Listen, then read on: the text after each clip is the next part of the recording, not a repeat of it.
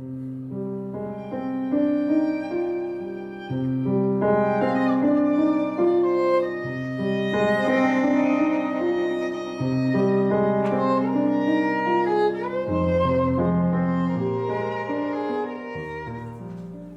to another edition of our Urban Tango Nights recap from our online classes.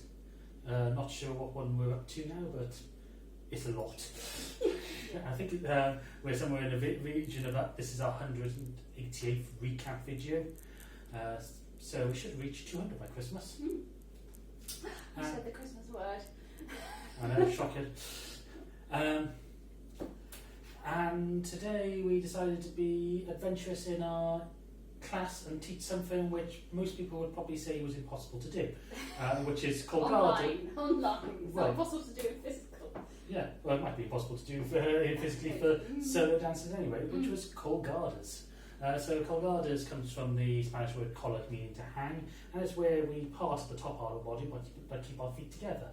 This is a series of moves in tango which many teachers are unable to do, let alone teach, and therefore is missing from quite a few people's repertoires, and quite a few professional tango dancers don't do them very often either. So, well, many people, these can be quite a complex step.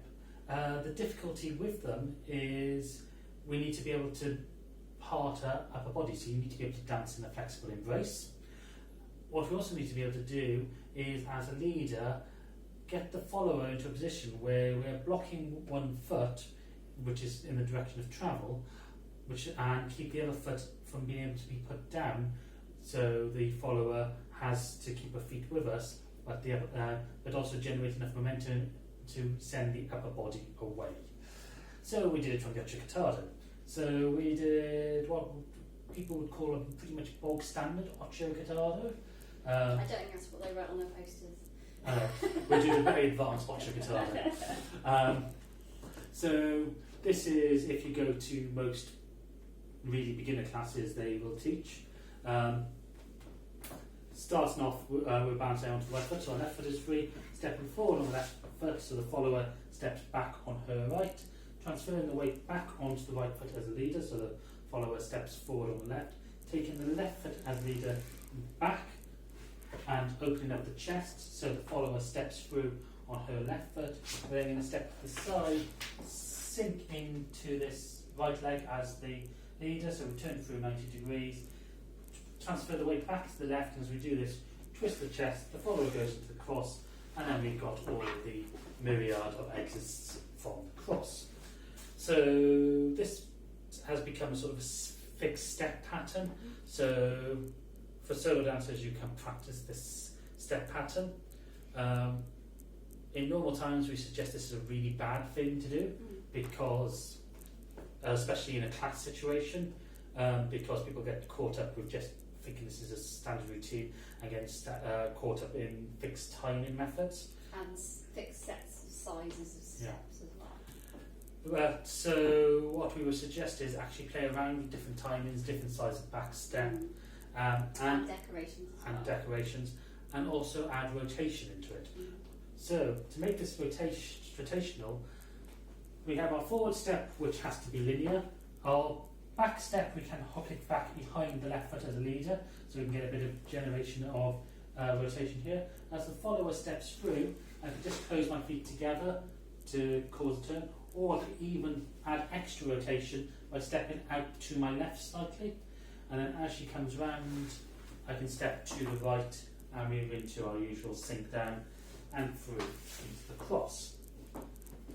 So we can add by choosing which step we add the rotation to, we can create a different amount of rotation and different dynamics within the dance.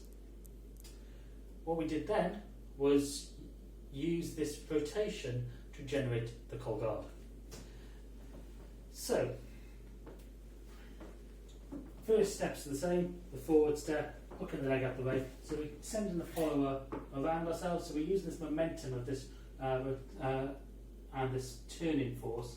So as she steps around, as we go into the side step, I'm placing my right foot on the outside of my follower's left foot. I've also made my hand drift out to the follower's left shoulder blade, which is going to be used as an anchoring point. So this, we've already moved into a flexible embrace. I've pinned her foot into position.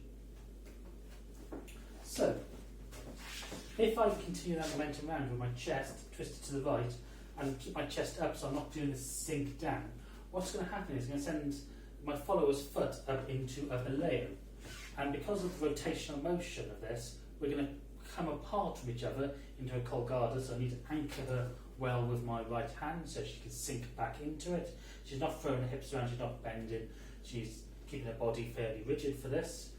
And as I do this, I'm going to just let my feet do the work to maintain my balance and allow me to come out of this rotation. So what we're going to do is step forward, step back, continue around, get that block, send her away, step back and around, and we can bring her through. And we'll either do another one, or we can just take her into the Ocho Cortado, put her through into the cross and walk out. So, as we say, some followers won't do this. This is a key prime example of why close embrace isn't the best embrace, because you can't do this if you stay in close embrace. Therefore, whatever embrace you need, there is no best one. They are best at different times. So you need to be able to go into this flexible embrace and be able to move through it. And the more flow and fluidity you get into this, the easier it will become for the follower to get through. It's a confidence thing. Followers, you need to be able to get used to being this off balance. Some people will call this off axis. That obviously doesn't mean anything, but it basically means that you're leaning away from the leader, which can be daunting because it feels like you're falling into the abyss. But please bear in mind, your right foot is still free to put down at any time to stay with yourself. So, yep, that was the class on Colgadas. For solo dancers, you can obviously practice the positions for this. Again, that little hook behind. If you have something that you can hold on to, sort of a rope swinging from the ceiling, well anchored. Yeah, well anchored, something well anchored. If you've got something, the resistance bands that come off the top of the door or something like that. Make sure they're strong enough to take your weight and they're in good condition, obviously. Yeah. We can't take any responsibility if you hurt yourself.